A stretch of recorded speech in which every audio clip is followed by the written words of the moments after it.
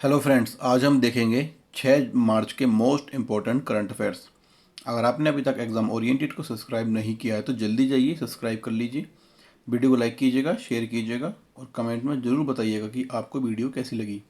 अगर आपको पीडीएफ चाहिए तो वो आपको वीडियो के डिस्क्रिप्शन में मिल जाएगी। सब्सक्राइब ज़रूर से कर लीजिए। यदि कड़ी मेहनत आपका हथियार है तो सफलता आपकी गुलाम हो जाएगी। मेहनत करते रहिए। अगर आप मेहनत करते रहेंगे तो एक दिन सफलता ज़रूर मिलेगी। हेलो फ्रेंड्स, मैं सुमित और आप देख रहे हैं एग्जाम ओरिएंटेड 3.0। चलिए शुरू करते हैं। लास्ट वीडियो का क्वेश्चन था, हाल ही में जकार्ता में आसियान सचिवालय में भारत का अगला राजदूत किसे नियुक्त किया गया है? तो ये किया गया है अनिल सोनी जी को। आज का सेशन शुरू करते हैं। पहला क्वेश्चन है, सांस्कृतिक परिसर कला कुंज के निर्माण के लिए हाल ही में दिल्ली सरकार ने कितने रुपए की मंजूरी दी है? तो ये दी है 50 करोड़ रुपए की मंजूरी। दिल्ली कैबिनेट ने दिल्ली अभिलेखागार के कामकाज में सुधार के लिए फैसले किए हैं। कैबिनेट ने दिल्ली अभिलेखागार के में भवनों के निर्माण और विकास के लिए 50 करोड़ रुपए के फंड को मंजूरी दे दी है। दिल्ली सरकार दिल्ली के कला और सांस्कृतिक परिस्थितिकी को संरक्षित करने और बढ़ावा देने के लिए प्रतिबद्ध है। 2020 में उप मुख्यमंत्री मनीष सिसोदिया ने सांस्कृतिक परिसर कला कुंज की आधारशिला रखी थी। इसका उद्देश्य दिल्ली के नागरिकों को एक ऐसा मंच प्रदान करना है जहां वे डिजिटल रूप में ऐतिहासिक दस्तावेजों को देख सकें और सांस्कृतिक कार्यक्रमों में भाग ले सकें। सीड मनी के रूप में दिल्ली पर्यटन परिवहन विकास निगम को दिल्ली अभिलेखागार विभाग के साथ कॉम्प्लेक्स के निर्माण के लिए 3 करोड़ रुपए की अग्रिम राशि देने को मंजूरी दे दी गई है।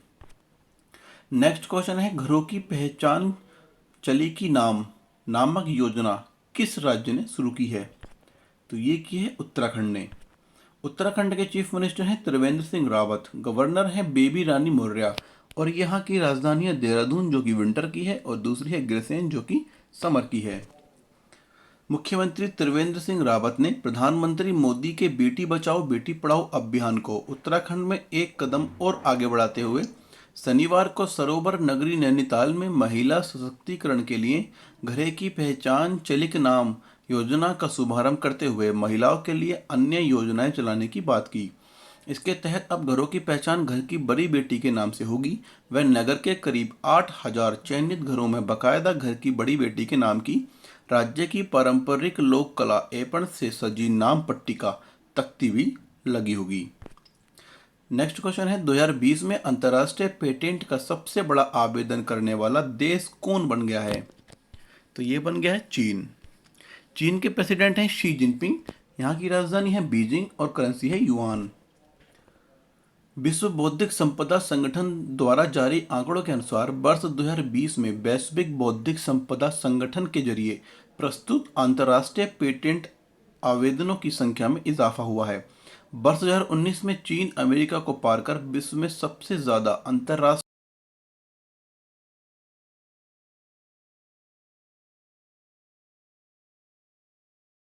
आवेदन प्रस्तुत किए।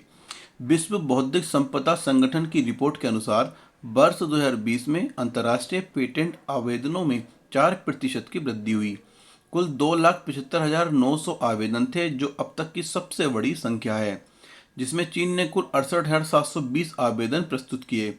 इसमें 16.1% की वृद्धि हुई है। अमेरिका ने कुल 59,230 आवेदन प्रस्तुत किए। पेटेंट सहयोग संधि वर्ष 1978 में लागू हुई थी। लागू होने के बाद अमेरिका हमेशा सबसे अधिक वार्षिक अंतर्राष्ट्रीय पेटेंट अनुप्रयोग वाला देश रहा है। वर्ष 2019 में चीन पहली बार अमेरिका को पार कर पहले स्थान पर पहुंचा।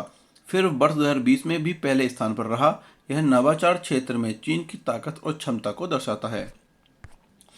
नेक्स्ट क्वेश्चन है, गोल्डन ग्लोब अवार्ड्स 2021 में किसे मोशन पिक्चर की ड्रामा कैटेगरी में सर्वश्रेष्ठ अभिनेता का अवार्ड मिला है? तो ये मिला है चैडविक बोसमैन। इनकी अभी कुछ समय पहले ही मृत्यु हो गई है। हॉलीवुड के फेमस गोल्डन ग्लोब अवार्ड्स का आयोजन इस साल कोरोना वायरस को ध्यान में रखते हुए वर्चुअल तौर पर आयोजित किया गया। 78वें गोल्डन ग्लोब अवार्ड्स के नॉमिनेशन की लिस्ट 3 फरवरी को जारी की गई थी, जिसके बाद अब अवार्ड्स की घोषणा भी कर दी गई है। इस अवार्ड शो में नेटफ्लिक्स की सीरीज और जो बाकी पिक्चर्स हैं इन्होंने सबसे ज़्यादा अवार्ड्स जीते हैं। और जो पहला है, आप इसके पढ़ लीजिएगा क्योंकि अवार्ड्स बहुत सारे हैं। आपको जो भी चाहिए कि अगर आप देखेंगे नेटफ्लिक्स की जो ड्रामा सीरीज़ है वो है द क्राउन, जिसे बेस्ट टीवी सीरीज का अवार्ड मिला है। अगर हम देखें अपना, तो हमारा जो 8 और 9 नंबर है, जो 8 नंबर है जो जिस पर लिखा है चैडविक बोसमैन को मोशन पिक्चर में रैनी ब्लैक बॉटम ड्रामा फिल्म के लिए सर्वश्रेष्ठ अभिनेता का अवार्ड मिला। और फिर 9 में लिखा है चैडविक बोसमैन अब इस दुनिया में नहीं है, इसलिए उनकी पत्नी ने यह अवार्ड स्वीकार किया। ठीक है, बाकी आप पढ़ लीजिए। नेक्स्ट क्वेश्चन है, चावाहार दिवस भारत सरकार ने किस तारीख को मनाने की घोषणा की है? तो ये की है 4 मार्च को। अब 4 मार्च को चावाहार दिवस मनाया जाएगा। भारत ने 4 मार्च 2021 को चावाहार दिवस मनाया। यह दिवस दिल्ली में 2 मार्च से 4 मार्च तक चलने वाले मेरीटाइम इंडिया समिट के साथ साथ मनाया गया। इस वर्चुअल कार्यक्रम में अफगानिस्तान, ईरान, आर्मेनिया, रूस, कजाकिस्तान और उज्बेकिस्तान के मंत्रियों की भागीदारी देखी गई। इस इवेंट के दौरान उद्घाटन सत्र को विदेश मंत्री एस जयशंकर द्वारा संबोधित किया गया। मंत्री स्तरीय उद्घाटन सत्र के बाद 2 वेबिनार सत्र आयोजित किए गए। यह चावाहार में एक बंदरगाह है जो ओमान की खाड़ी में दक्षिण पूर्व ईरान में स्थित है। यह बंदरगाह ईरान के एक महासमुद्री बंदरगाह के रूप में कार्य करता है। इस बंदरगाह में 2 अलग अलग बंदरगाह शामिल हैं, जिनका नाम शहीद बेहसती और शहीद कलंतरी है। इस बंदरगाह को पहली बार वर्ष 1973 में ईरान के अंतिम शाह द्वारा प्रस्तावित किया गया था। पहला चरण 1983 में ईरान इराक युद्ध के दौरान खोला गया था। नेक्स्ट क्वेश्चन है, सीआरपीएफ के डीजी मतलब डायरेक्टर जनरल का अतिरिक्त प्रभार किसे दिया गया है? तो ये दिया गया है कुलदीप सिंह को। ये हैं कुलदीप सिंह। आईपीएस अधिकारी कुलदीप सिंह को प्रमुख एपी महेश्वरी के सेवानिवृत्त होने के बाद सीआरपीएफ महानिदेशक का अतिरिक्त प्रभार दिया गया है। कुलदीप सिंह अपने केंद्रीय क्षेत्र के विशेष महानिदेशक के रूप में काम कर रहे हैं। अगले अधिकारी की नियुक्ति और ज्वाइनिंग होने या अगले आदेश तक सीआरपीएफ प्रमुख का अतिरिक्त प्रभार संभालेंगे। सीआरपीएफ के बारे में जान लेते हैं। केंद्रीय रिजर्व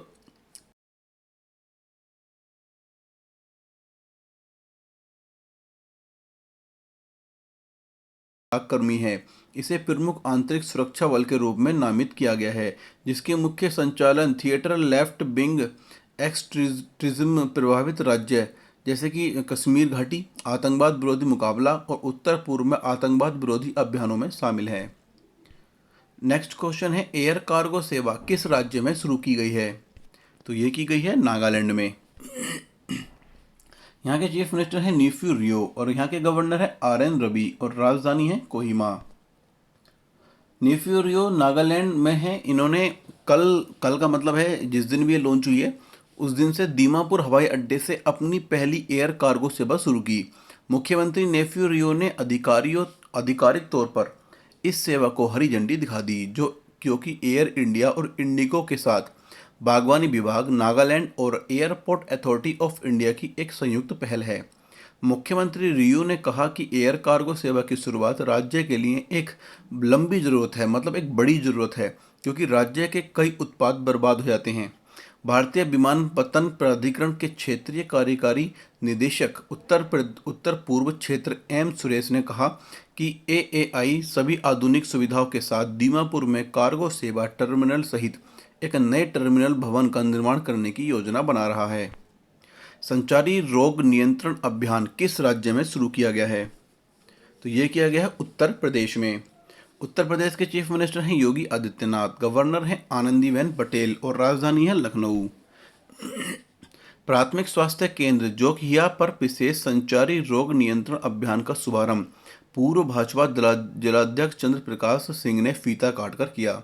उन्होंने जागरूकता वाहन व फॉकिंग मशीन को हरी झंडी दिखाकर रवाना किया। 1 माह तक यह अभियान चलेगा। इसमें पंचायती राज व ग्राम्य विकास स्वच्छता मुहिम चलाएंगे, तो आबादी से सुअर बाड़े को दूर करने का कार्य पशुपालन विभाग करेगा।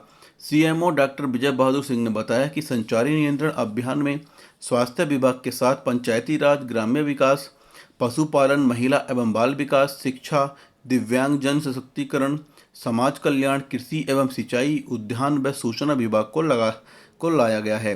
पंचायती राज व ग्राम्य व नगर विकास विभाग सफाई अभियान चलाएंगे, जबकि पशुपालन विभाग सुअर बाड़ों को आबादी से दूर करने के लिए मुहिम चलाएगा। नेक्स्ट क्वेश्चन है, हाल ही में किस देश में 14 करोड़ साल पुराने निंजा टाइटन डायनासोर के जीवाश्म प्राप्त हुए हैं? तो ये हुए अर्जेंटीना में। यहाँ के प्रेसिडेंट हैं अल्बर्टो फर्नांडिज और यहाँ की राजधानी है ब्यूनस आयरस और करेंसी है अर्जेंटीन पेसो। अर्जेंटीना में वैज्ञानिकों को 14 करोड़ साल पहले जीवित रहे विशाल डायनासोर के जीवाश्म मिले हैं। हैरानी की बात यह है कि जीवाश्म विशाल डायनासोर समूह के सबसे पुराने जीव के हैं, जिसे टाइटेनासोर कहा जाता है। ये धरती के इतिहास के सबसे बड़े जीव थे। मामले में शोधकर्ताओं का कहना है कि डायनासोर की इस प्रजाति को निंजा टाइटन जापातई कहा जाता है, जिनकी लंबी गर्दन हुआ करती थी। ये पौधे खाते थे और 4 पिलर की तरह यानी पैरों से चलते थे। ये जीवाश्म अर्जेंटीना शहर के दक्षिण में स्थित अर्जेंटीना पैटागोनियन जंगल में मिले हैं। शोधकर्ताओं का कहना है कि अभी तक के रिकॉर्ड के अनुसार ये सबसे पुराने डायनासोर का ग्रुप था। National council for scientific and technical research of Argentina के वैज्ञानिक पाब्लो गैलिना ने कहा, इसे अब तक का सबसे पुराना जीव माना जाता है।